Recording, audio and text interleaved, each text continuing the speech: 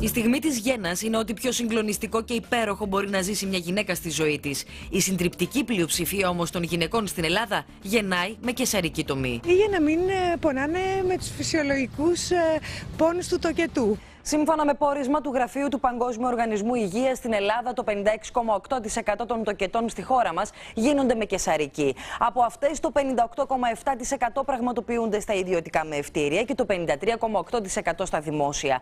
Ο ευρωπαϊκός μέσος όρος είναι στο 30%. Το φυσιολογικό ποσοστό καισαρικών τομών, σύμφωνα με τον Παγκόσμιο Οργανισμό Υγείας, είναι το 15%. Εκθέτει, κατά την άποψή μου, και την επιστημονική κοινότητα της χώρας μας, τις επίτοκες γυναίκες στους αυξημένους κινδύνους μιας χειρουργικής πράξης, επιβαρύνει σαφέστατα το σύστημα υγείας, είναι περίπου 66% πάνω από το φυσιολογικό τοκετό. Ο τοκετός με καισαρική τομή είναι πιο ασφαλής, απαντούν οι γυναικολόγοι, ενώ υποστηρίζουν πως είναι προσωπική επιλογή του 20% των γυναικών. Αλλά έχει να κάνει και με την ηλικία της γυναίκας. Είναι πάνω από το 35 η πρώτη μητρότητα. Οι επιλογές είναι αυξημένες. Και επίσης υπάρχουν και πολλές γυναίκες που έχουν μείνει έγκυες σε μεγάλη ηλικία πάλι από εξωματική. Με τους γυναικολόγους τα έβαλε ο Υπουργός Υγείας, ο οποίος υποστήριξε πως τους βολεύει περισσότερο η καισαρική, καθώς γίνεται προγραμματισμένα. Το 70% των καισαρικών γίνονται στο ωράριο από 8 το πρωί έως 4 το απόγευμα. Στην κυρά μας τη μαμή που είχε στο χωριό του και ξεγέννησε και τον ίδιο, αναφέρθηκε ο βουλευτής του ΣΥΡΙΖΑ Γιώργος Δημαράς,